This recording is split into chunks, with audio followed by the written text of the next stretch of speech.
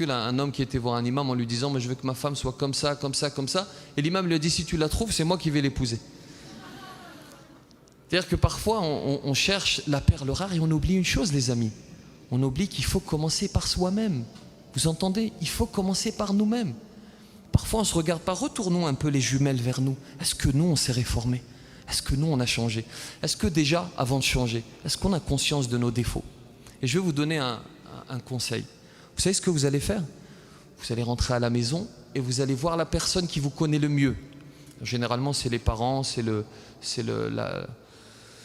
la famille, c'est l'ami proche, etc. Et vous savez ce qui se passe? Il y a un processus automatique, c'est que les parents n'osent pas vous révéler vos défauts. Parce qu'ils vous aiment, parce qu'ils veulent vous protéger. Ils ne vous disent pas qui vous êtes réellement.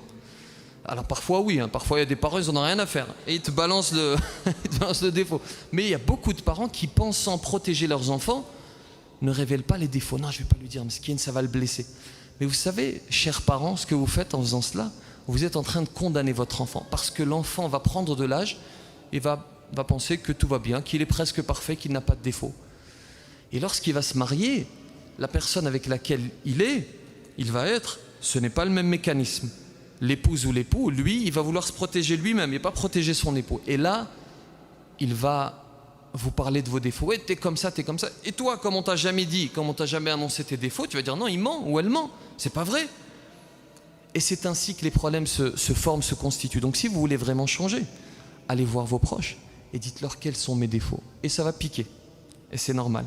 Parce que c'est ainsi que nous sommes, nous apprécions l'éloge et nous refusons la critique, fût-elle constructive. Mais il faut accepter, si on veut vraiment changer, il faut accepter la critique constructive. Oui, j'ai des défauts. Et oui, j'accepte de les changer. C'est bon, vous allez faire ça? En rentrant?